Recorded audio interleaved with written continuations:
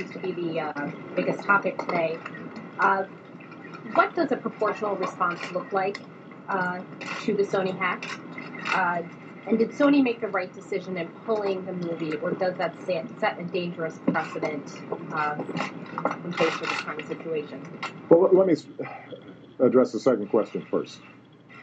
Sony's a corporation. It suffered significant damage. There were threats against its employees.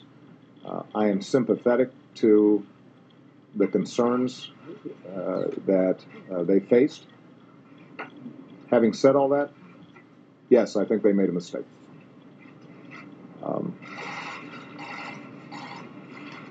In this interconnected digital world, there are going to be opportunities for hackers to engage in cyber assaults, both in the private sector and the public sector.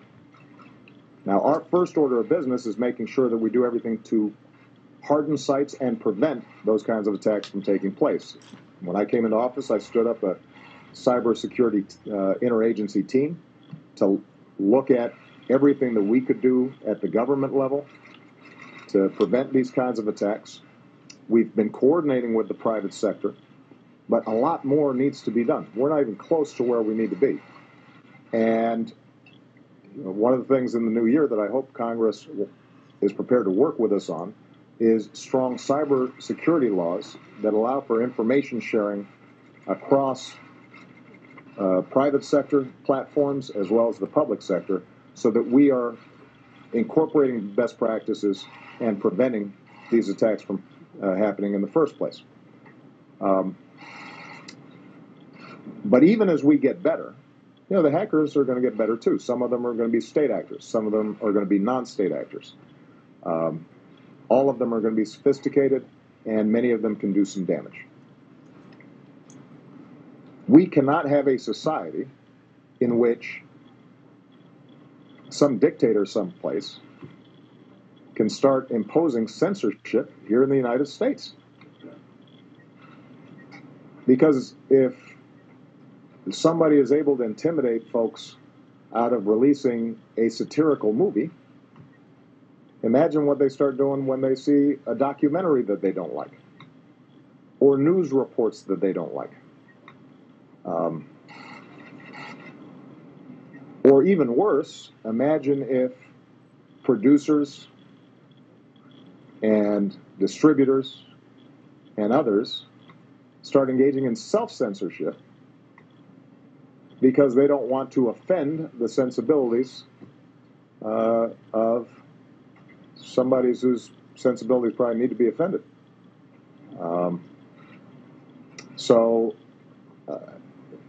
That's not who we are. That's not what America's about. Again, I'm sympathetic that Sony, as a private company, was worried about liabilities and this and that and the other. I wish they'd spoken to me first. I would have told them, do not get into a pattern in which you're intimidated by these kinds of criminal attacks. Imagine if, instead of it being a cyber threat, somebody had broken into their offices and destroyed a bunch of computers and stolen disks. And is that what it takes for suddenly you to pull the plug on something? We'll engage with not just the film industry, but the news industry and the private sector around these issues. We already have. We will continue to do so. But I think all of us have to anticipate occasionally there are going to be breaches like this. They're going to be costly. They're going to be serious. We take them with the utmost seriousness.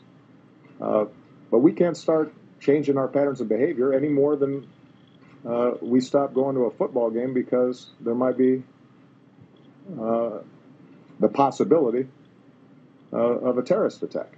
Any more than Boston didn't run its marathon this year because of the possibility that somebody might try to cause harm. let's not get into that way of doing business.